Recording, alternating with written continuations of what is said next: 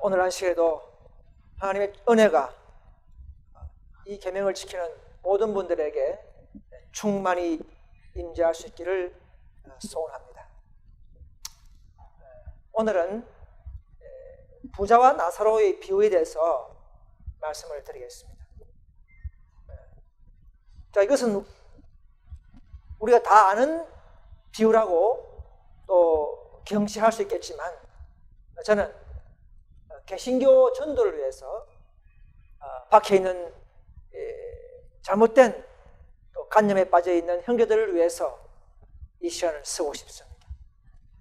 우리 정말 진리를 안다면 이제는 내 혼자만 만족할 것이 아니라 박혀 있는 형제들의 구원을 위해서 우리는 더 기초적이고 더 단순한 이런 진리들을 증거하는 데에 우리는 시간을 소비해야 한다고 믿습니다. 한마디로 이 부자와 나사로의 비유는 영혼불멸과 영원한 지옥설의 근거구절이 될 수가 없습니다. 오늘 많은 개신교인들은 이 구절을 가지고 영혼불멸이 있다, 영원한 고통의 지옥이 있다고 믿고 있는 상황입니다.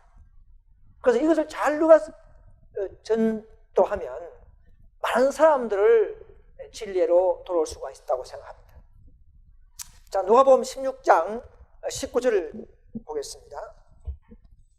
누가복음 16장 19절. 한 부자가 있어 자색 옷과 고운 베옷을 입고 날마다 화로에 일락하는데 나사로라 이름한 한 거지가 흔들을 앓으며 그 부자의 대문에 누워 부자의 상에 떨어지는 것을 배불리려 하며 심지어 개들이 와서 그 흔들을 밟더라. 이에 그 거지가 죽어 천사들에게 받들려 아브라함의 품에 들어가고 부자도 죽어 장사되매 겠습니다. 자, 또 뒤에 나오기 때문에 다 읽지 않겠습니다.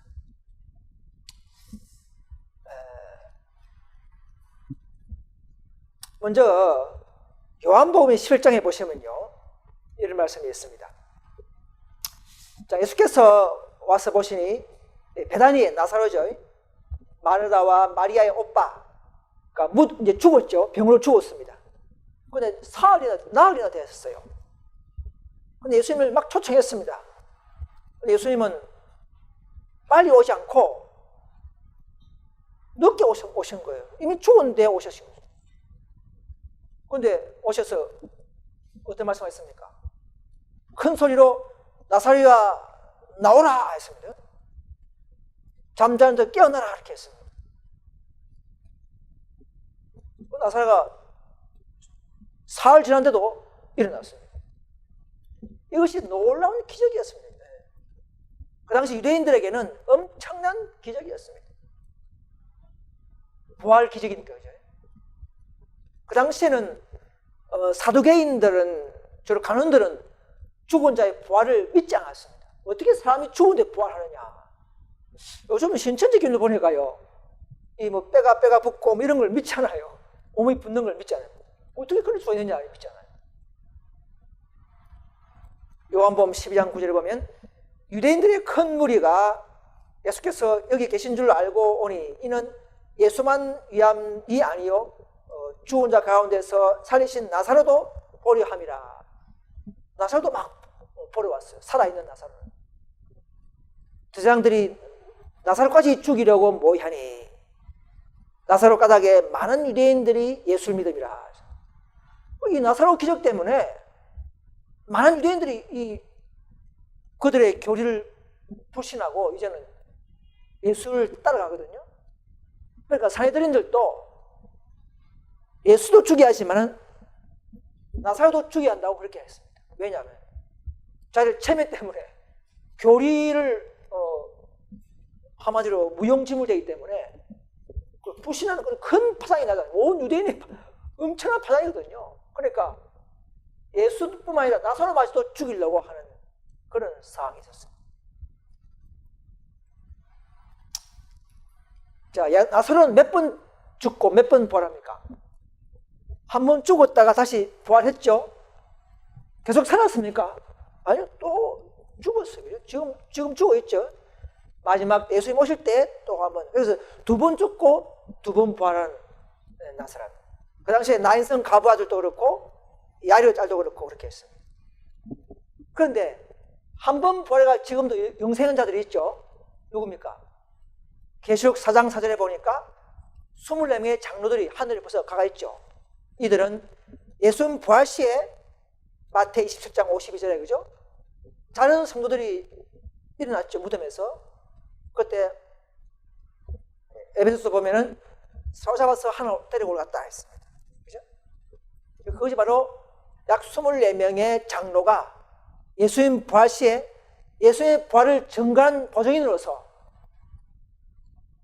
일으켜서 하늘로 같이 데리고 올라갔습니다.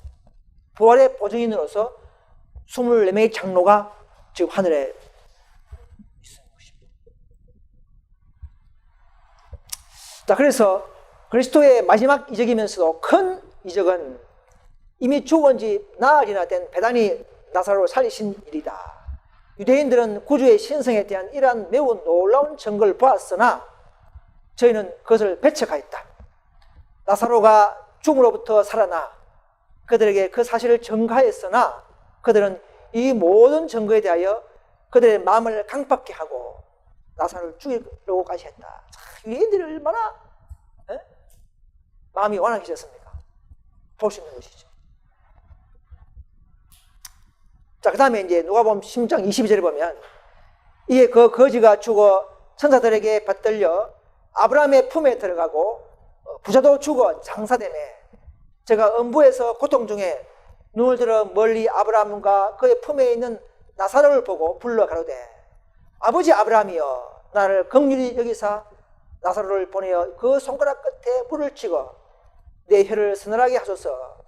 내가 이 불꽃 가운데서 고민하니다. 자, 이것을 가보면 마치 지옥이 있고 그죠? 고통당한다는 것을 볼 수가 있죠. 근데 여기 보면 이상한 것이 많이 있어요. 아버지 하나님이여 하지 않고 아버지 아브라함이여 이렇게 불렀어요. 아니 아버지가 구원해주지 아브라함이 구원해줍니까? 좀 이상하죠. 자, 그 뒤에 설명하겠습니다. 현재 이런 그림을 아시죠?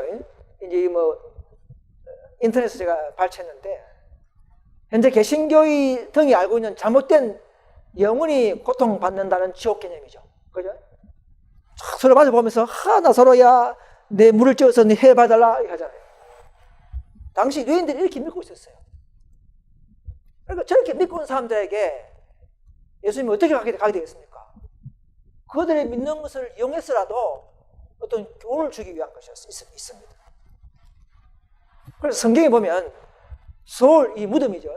서울 히브리어 헬라는 하데스 이렇게 해서 언급된 곳이 70군데가 넘지만은 사람이 죽어서 누구나 가는 곳인 무덤을 하데스라 그렇게 했습니다. 천국을 굳이 아브라함 품이라고 언급한 곳은 누가복음밖에 없어요. 느낌이 그렇죠. 그러나 또 가난한 사람은 편히 천국 가고 부자는 쪽 간다는 그런 분류도 없습니다. 그런데 예수님은 왜 성서에서 없는 그런 사실을 이 누가복음 10장에서 했을까 우리가 생각해 볼 필요가 있습니다. 이 부자라는 서의 비유의 목적은요, 영원한 지옥 근거의 설명이 아닌 어떤 윤리적인 교훈을 주기 위한 비유입니다. 예수님께서는 유대인들이 잘 아는 아브라함과 또 유대인들이 또 아는 나사로 이름을 빌려서 그들에게 아브라함의 자손이라고 하는 자손의 순종과 인생적 사명적 교훈을 주기 위한 것이었습니다. 이 비유는 그런 거예요. 유언불문을 소개하려고 한 게 아니고 너가 아브라함 자손이냐? 그들의 사명과 순종에 대한 어떤 윤리적 교훈을 주기 위한 비유였다는 사실을 알 수가 있습니다. 그들의 입장에서 나사로는요 그리스도를 믿으면서 고생당하는 가난한 사람을 대표합니다. 지금도 그렇겠죠. 부자는 아브라함 자손이라 하는 특권을 가진 자부하는 유인을 상징합니다. 이 부자는요 공격력에 하나님 안 믿는 사람도 아니었어요. 하나님 잘 믿는 사람이었어요. 나름대로. 또 뭐 난폭하게 대하지 않았어요. 그죠? 그렇지만은 고난 중에 있는 형제의 궁핍을 무관심했다는 것입니다. 오늘 우리도 한번 생각해 볼 필요가 있습니다. 우리 중에 있는 고난 중에 있는 사람들에게 우리 잘 봉사하고 있는가? 이런 우리의 근본적인 그리스도인으로서의 사명감, 우리 봉사의 의무를 여기서 가르치고 있습니다. 나사로는 친구도 없고 집도 없고 돈도 없고 먹을 것이 없는 이런 처지에 있는 사람들을 상징하는 것입니다. 그런데 이 부하들은, 유대인들은 자신만을 살고 자신의 거룩함, 자신의 특권, 자신의 그런 자손의 어떤 이미지만 그를 강조하고 살았다는 사실입니다. 부자는 영적으로 유대인들을 상징한다. 그 당시 유대인들은 인류에 대한 하나님의 구속 사업을 아는 지식에 의해서 놀라운 축복을 받아오던 사람들이다. 로마서 보면요, 9장에 우리는 양자됨과 영광과 언약과 율법을 세우는 것과 예외와 약속들을 받았다. 이렇게 그들은 믿고 있었어요. 사실입니다. 그죠? 그래서 그들은 유대인만이 아버지 아브라함이여 라고 볼 수 있는 특권을 부여받은 선택된 민족이었다. 아브라함이 아버지가 아니라 아브라함 자손이라는 그런 어떤 특권, 의식을 상징하는 것이죠. 당시 유대인들의 태도는 뭐냐면요, 부자는 자기가 아브라함의 아들이라는 생각을 버리지 않았으므로 고통 가운데서도 아브라함에 대한 요청을 했던 것이다. 그는 아버지 아브라함이여라고 나를 궁히 여기사라고 기도했다. 그는 하나님께 기도하지 아니하고 하나님 기도하지 않고 아브라함에게 기도하는 자들이었어요. 그래, 그는 아브라함을 하나님보다 높였고 자기 구원을 위하여 아브라함과의 관계를 의지했다.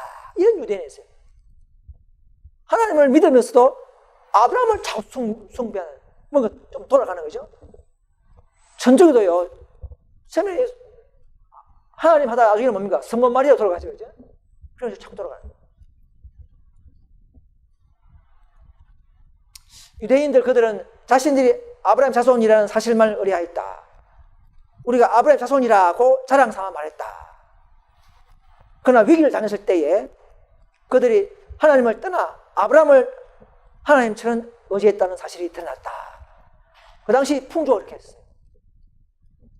점점 아브라함을 숭배하는 이런 어떤 그런 분위기였다는 사실을 알 수가 있습니다. 그래서 요한복음 8장에 보면 예수님이 그런 말 했어요. 지적을 했어요. 너희가 아브라함의 자손이면 아브라함의 행사를 할 것이 아니냐? 이렇게 했어요. 지금 하나님께 들은 진리를 너희에게 말한 이 사람이 나를 죽이려 하는도다. 아브라함은 이렇게 하지 아니하느니라. 그 혈통적 아브라함의 자손, 이걸 굉장히 생각했어요. 혈통적 아브라함의 자손. 그런 쪽에만 점점점 혈통적, 의식적, 형식적으로 돌아간 백성들에게 예수님은 이런 많은 말씀을 하신 것이죠. 그래서 이 부자나사의 비유도 아브라함을 빌려서 빙자해서 그들에게 설명하고 있는 것입니다. 자, 누가복음 16장 27절 다시 보겠습니다. 가로되 그러면 구하노니 아버지여 나사로를 내 아버지 집에 보내셔서 내 형제 5이 있으니 저에게 전가하여 저희로 이 고통 가운데서 받는 곳에 오지 않게 하소서. 아브라함이 가로되 저에게 모세와 선지자들이 있으니 그들에게 들을지니라. 가로되 그렇지 아니하니이다. 아버지 아브라함이여 만일 죽은 자에서 저에게 가는 자가 있으면 회개하리이다. 가로되 모세와 선지자들에게 듣지 아니하면 비록 죽은 자 가운데서 살아난 자가 있을지라도 그람을 받지 아니하리라고 하였다 하시느니라 했습니다.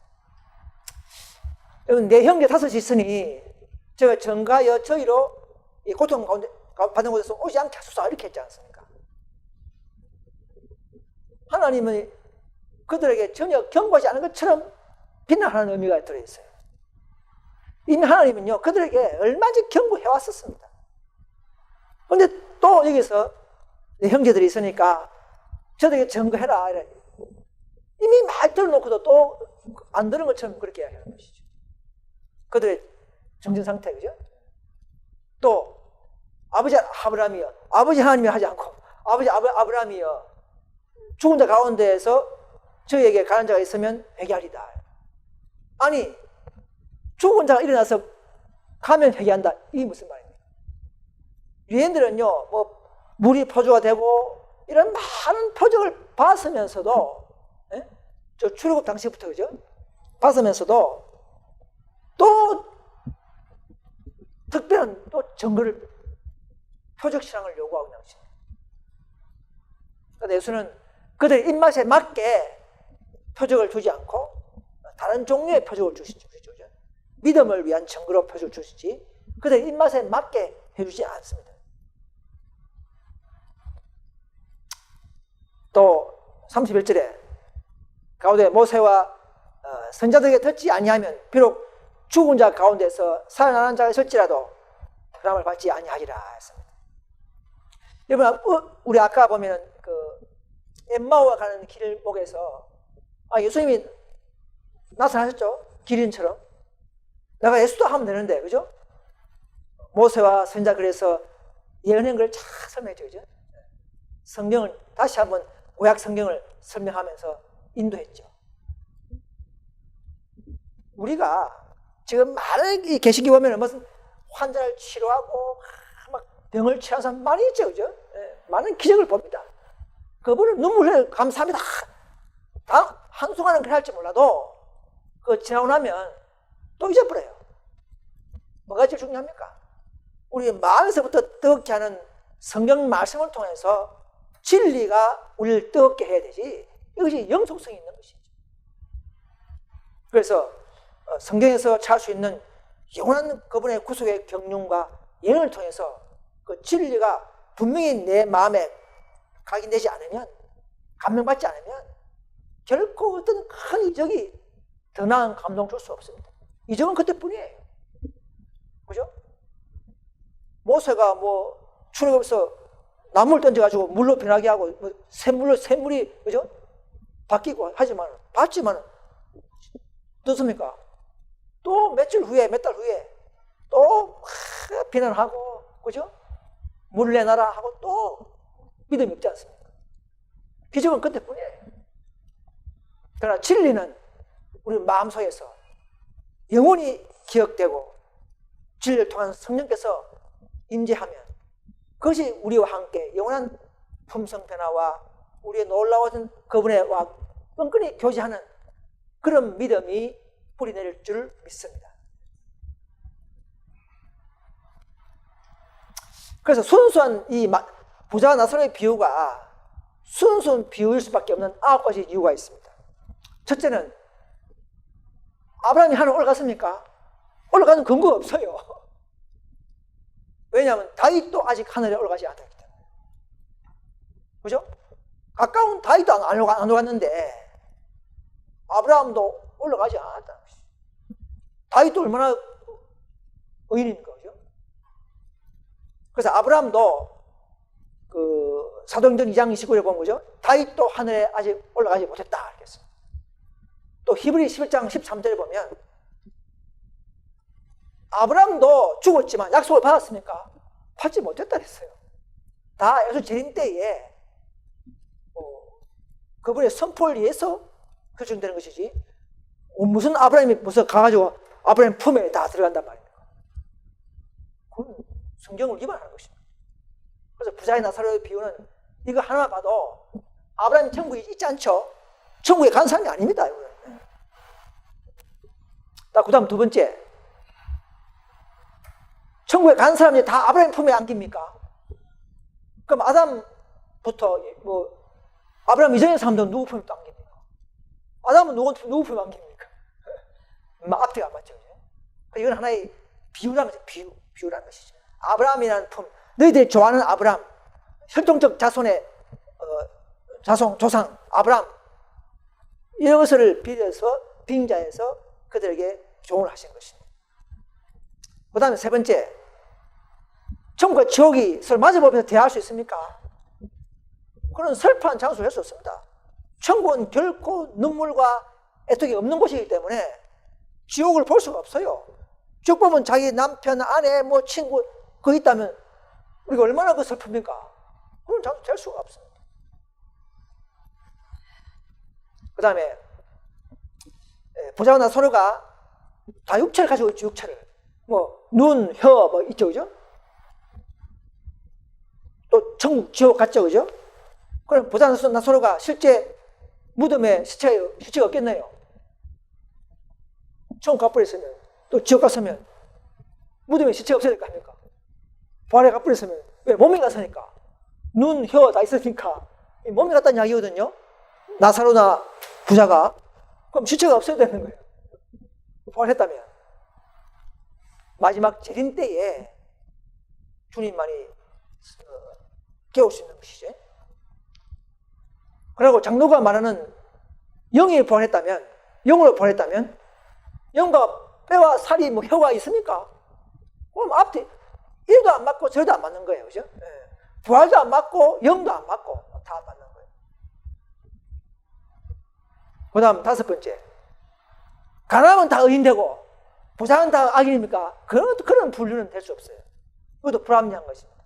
우리는 믿음으로 구원받는 것입니다. 부자나 가난한 자나 이건 나는 것이죠. 자, 부자가 음부 갔다 했는데 그 음부는 하데스 무덤입니다. 무덤. 개신교는 지옥으로 가르쳐죠. 그러면은 많은 성경들이 모순이 있습니다. 예수님도 음부에 갔다. 그 예수는 지옥 갔습니까? 말이 맞지 않습니다. 야곱도 음부에 갔다. 그 야곱도 지옥 갔습니까? 욥도 죽어서 내려갔다. 음부에 갔다. 그럼 욥도 지옥 갔습니까? 고통 지옥 갔습니까? 히스기야 왕도 간다는 곳이 음부예요. 그럼 히스기야 왕도 그럼 고통받는 지옥 갔습니까? 그럼 전부 다 불타는 지옥 갔습니까? 나사로처럼 부자처럼 혀에 물 찍어달라는 그런 지옥 같습니까? 말이 안 맞다는 것이죠. 음부는 그냥 무덤이에요. 무덤. 땅에 그냥 흙으로 돌아갔다 이 말이에요.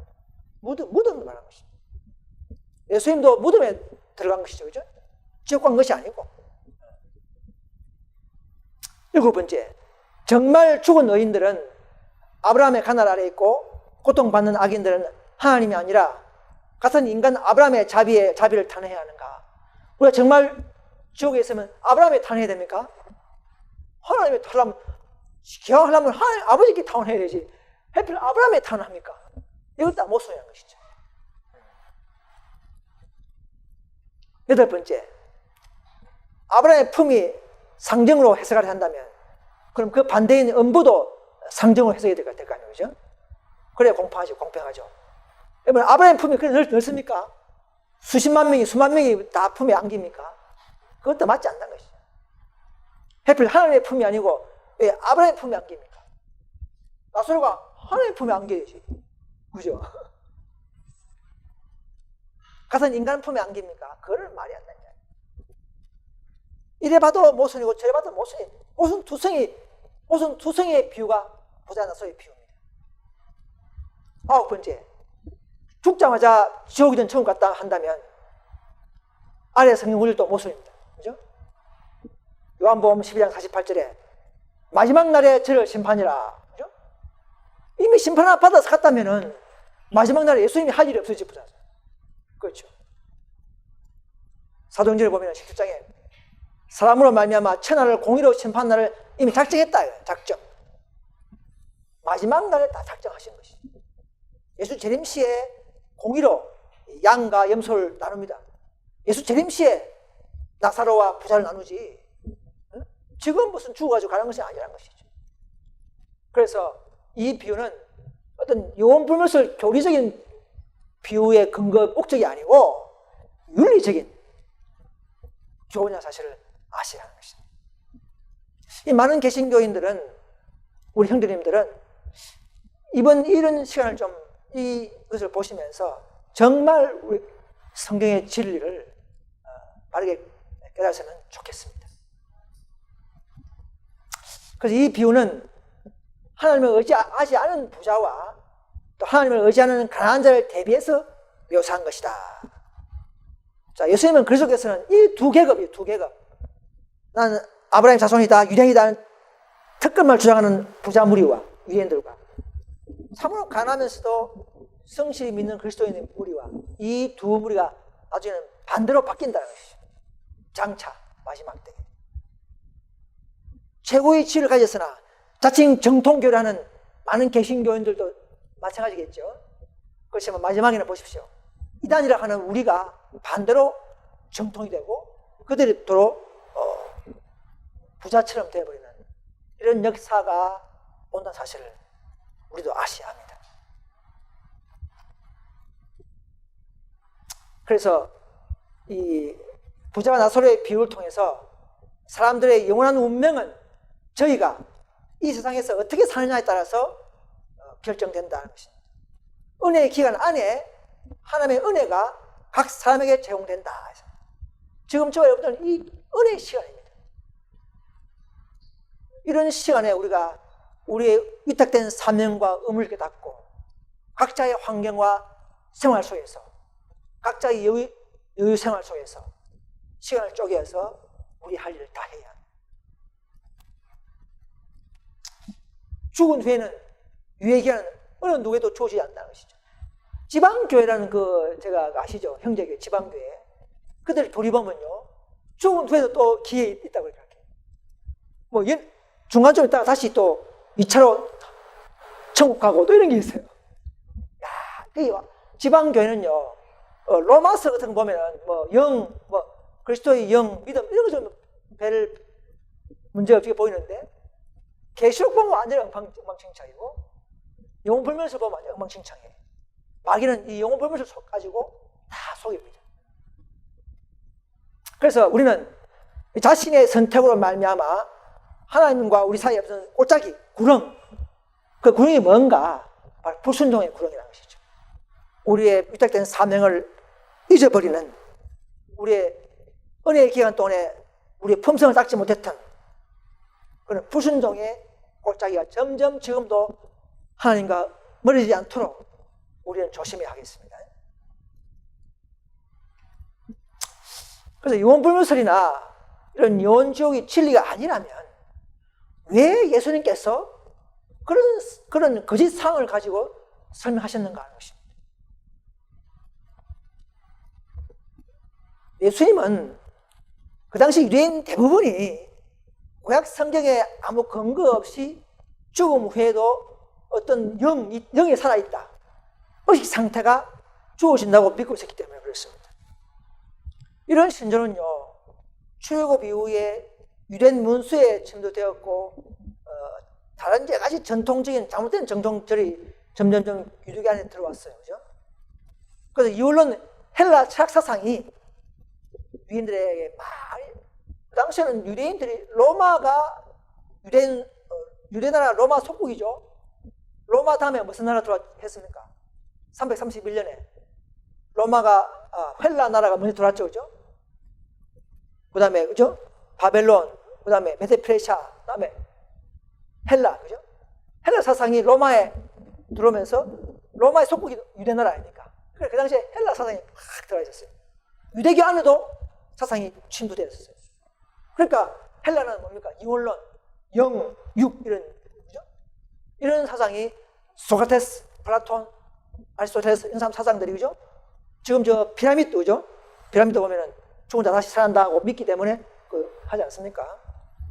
그런 식으로 문화가 당시 유대인에게도 헬라 문화가 들어와 있어요. 사상적으로. 그래서 죽은 자도 영으로 부활한다 이런 사상이 있기 때문에 예수님들은 그 청중들이 잘 이해할 수 있도록 그들의 입장에서 이야기를 한 것입니다. 이 비유는 근본적인 윤리적 진리를 가르치려고 고안한 수단입니다. 그래서 그들이 잘 아는 나사로도 이름을 실명을 비유하고 또 아브라함 자꾸 아브라함 혈통만 찾기 때문에 아버지 아브라함이라 붙여가지고는 그래서 설명을 했죠. 한번 보실까요? 누가복음 16장에 보시기 바랍니다. 누가복음 16장 25절, 29절. 아브라함이 가로되 이랬지 않습니까? 그렇죠?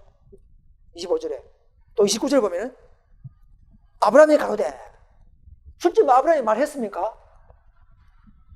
예수님은 너희가 좋아하는 혈통 자손 아브라함을 높이기 때문에 아브라함을 빙자해서 그들에게 교훈을 하시는 것이지, 이 무슨 뭐 실제 아브라함이 살아서 뭐 이렇게 하늘 가서 이런 게 아니란 것이죠. 그래서 아브라함을 통해서 부자에게 경고하신 비유입니다.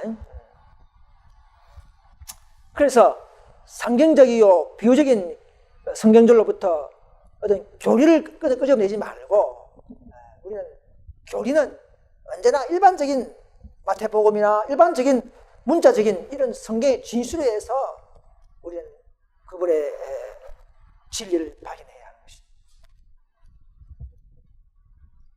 청지기의 비유 아시죠? 청지기의 비유죠. 불의한 청지기의 비유. 돈을 불의하게 가지고는 다른 사람을 도와줬죠. 그럼 예수님이 이 비유 출제하면 예수님이 그러면 실제로 홍길동처럼 돈을 뺏어가지고 나좀 이게 또 하나님의 방법이 아니죠. 그것도 하나님의 방법이라면 부자에서 돈을 뺏어가지고 나눠주고 형제를 도와주고 이것도 잘못된 것이죠. 그럼 예수님 정신이 아니라는 것이죠. 그럼 이건 진리가 아니라는 것이죠. 마찬가지라는 것입니다. 그래서 부자인 나사로에게 주시는 최종 교훈은 무엇인가? 그리스도께서 삶이 죽은 후에 다시 구원을 얻을 수 있는 기회를 갖지 못한다는 것을 청중들에게 이시키고자 했다는 것입니다. 2차 유예 기한이 없습니다. 다시는 오늘이 없죠. 오늘은 오늘로서의 기회가 끝입니다. 내일 되면 또 내일이 오는 것이지, 우리는 2차적인 또 삶 죽고 난 이후에는 다시금은 두 번 인생의 기회는 없다는 것입니다. 그 다음 유대인들의 탐욕을 책망했죠. 누가복음 14절에 보시면 16장 14절에 보시면 14절, 바리새인들은 돈을 좋아하는지라 이 모든 것을 듣고 비웃거늘. 돈을 좋아한다. 탐욕을 책망해요. 부자. 그래서 부자를 상징한 것이죠. 그럼 부자 자체가, 부유함이 하나님의 칭찬받을 조건은 못 되죠. 절대적인 조건은 아니라는 것입니다. 그래서 그게 나오는 비유는 부자가 하나의 비유라는 것입니다. 또 빈부간의 최후의 운명은 그들의 성품과 생애로 결정됩니다. 부자든 뭐 가난한 자든, 가난하면 다 뭐 의인이 아니고 다 최후의 운명은 살아있을 때 우리의 딱한 품성과 생애로 우리의 천국과 지옥이 결정되는 것입니다. 영원한 지옥이 아니고 어떤 지옥입니까? 마지막 예수 재림 시에 또 1000년 후에 악인들이 일어나서 유황불이 내려와서 완전히 이 지구의 표면에서 불태워버리는 지옥, 그런 소멸지옥이 성경에서 말하는 지옥입니다. 그런 지옥은 있습니다. 그죠? 그러나 영원히 고통 주는 지옥, 그런 지옥은 없고, 마지막 예비한 영영한 불, 그런 불은 마지막 마귀를 불태우기 위해서, 마귀가 들어가는 그 지옥불에 악인들도 어쩔 수 없이 같이 보내볼 수밖에 없는, 회개치 않은 모든 사람들을 같이 소멸시키는 그런 지옥은 가동되고, 다 타면, 소멸되면, 죄가 되면 새 땅이 되어버리는 그런 지옥 상황은 앞으로 분명히 있습니다. 그래서 유대 나라에서는 주의 재물을 자신을 만족시키는 데 사용함으로 지옥에 달려서 부족함이 되었다 하는 그런 민족이 바로 유대 민족이었습니다. 왜냐하면 유대인들에게 진리를 위탁했죠. 진리를 위탁하는 사람들이 진리를 불순종하거나 빛을 전하지 못하면 벌을 받습니다. 오늘 현대 영적 유대인 누굽니까? 안식일교회. 안식일교회도 시험 받고 지옥에 달렸죠. 2번 시험 받았죠. 1888년에 의의 기별로 한번 테스트했지만 거절해 버리지 않습니까? 그 다음에 26년 후에 1914년도에 1차 대전 때에도 안식을 마저 짓밟아 버리고 독일 정부에다가 공문을 보내면서 안식을 포기하는 이런 시험을 받고 다른 무리가 생겼죠. 그게 누굽니까? 섭리에서 우리 개혁운동이 이 땅에 존재했던 이유입니다. 우리 스스로 나와서 교회를 만들었습니까? SDA가 우리 교회를 만들게 되어버려요. 만들어낸 거예요. SDA 안에서 4,000명을 밀어내니까 자동적으로 생긴 교회가 우리 교회입니다. 이런 교회는 진리가 나은 교회, 즉 우리가 바로 참된 SDA라는 사실을 아셔야 합니다. 다른 교회가 아니에요. 우리야말로 진짜 SDA라는 것이죠. 이런 사실을 많은 기성 안식교회가 지금 모르고 있습니다. 그냥 분파, 그냥 개혁파, 나갔다 이렇게 생각하지만 아닙니다. 우리는 나가려면 웃었어요. 밀어낸 거예요. 밀려나가서 생긴 교회는 참된 SDA라는 것이죠. 하나님 보실 때 이런 섭리적인 교회관을 아는 사람들은 몇 명 없습니다. SDA에서 거의 없어요. 우리한테 와야, 그죠? 이런 교회 흐름을 알 수가 있습니다. 자, 이보세요. 이 그림이 뭐냐면요. AD 70년에 유대 나라가 로마의 티투스 장군에 포위당해가지고 몇만 명이 포로당하고 죽고 했지 않습니까? 유대인들은 70년 예루살렘이 멸망할 때에 과거의 경고를 기억하였다. 예루살렘에 재앙이 내리고 백성이 기아와 온갖 고통을 당하게 되었을 때 그들은 그리스도께서 하신 이 말씀을 기억하고 그 비의 뜻을 깨닫게 되었다. 그들은 하나님께로부터 받은 빛을 세상에 많이 함으로 재난을 자초했다. 그때 이 부자나 서로의 비유를 또 깨달았어요. 70년에 와서 우리가 왜 재난을 당했는가? 부자가 빛을 안 비추고 덕금만 누리다가 결국은 지옥 같듯이, 그죠? 은혜의 기간, 유예의 기간을 놓쳐버린 유대인, 그 경고의 비유가 바로 부자나설 비유 아닙니까? 그 비유를 그 후손들이 이제 70년에 와서 깨달은 거죠. 우리 하나님의 교회가 하나님의 나라가 왜 멸망했는가?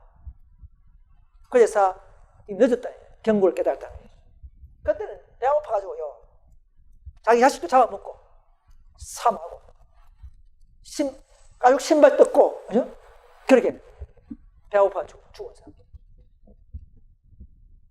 초기에는 하나님의 백성이었죠.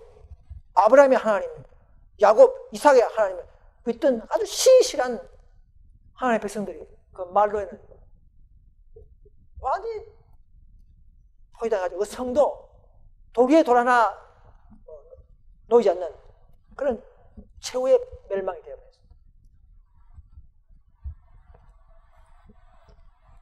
그 상기를 보시면요, 그분의 예언적 안목이 예루살렘에 머물자 그분은 그 도성이 멸망하는 것처럼 세상이 파멸하는 것을 보신다. 예루살렘 멸망 시 일어났던 장면들이 주님의 크고 두려운 날에보다 더 두려운 모양으로 반복될 것이다. 알겠습니다. 여러분, 유대교회가 멸망당을 보고 현대 유대교회인 안식교회 사람들은 깨달아야 합니다. 또 과거 예루살렘의 멸망을 당한 것을 보고 지금 세상 사람들이나 이방인들이나 개신교들도 멸망당한 것을 깨달아야 합니다. 개신교가 꼭 바벨론화되어서 그들도 결국은 천주교와 연합하고 세상과 연합하고 하면서 예루살렘처럼 멸망당할 그 선포가 나오죠. 계시록 18장에 나오죠. 이것을 우리가 삼중주를 깨달아야 합니다. 과거의 유대인들, 현대 유대인 SDA, 또 현대 세상과 개신교의 말로 이런 비유를 그들이 살아있을 때에 이 부자와 나사로의 비유를 더 진실히 따르고 유의했더라면 그들은 지금도 그들은 특별한 나라가 되었을 것입니다. 여러분 고전 10장 11절 말씀을 읽고 마치겠습니다. 저에게 당한 이런 일이 거울이 되고 또한 말세를 만난 우리의 경계로 기록하였느니라 했습니다. 마지막 남은 우리도 최후의 사명을 가지고 우리도 과거의 이런 모든 교훈을 보면서 우리 받은 특권과 사명을 우리끼리만 만족하지 말고 각자의 형편 속에서 각자의 주어진 달란트와 은사와 시간 속에서 우리의 받은 놀라운 사명들을 예수님을 대신해서 우리는 이 많은 세상과 또 개신교인들에게 또 에세이 교인들에게 전파해야 될 줄 믿습니다. 저 여러분들이 이런 놀라운 특별한 이런 사명과 진리를 아는 저 여러분들은 먼저 감사를 올리면서 이 안식에도 이런 말세를 만난 우리 경계로 영원히 기억되기를 간절히 바라면서 말씀을 마치겠습니다.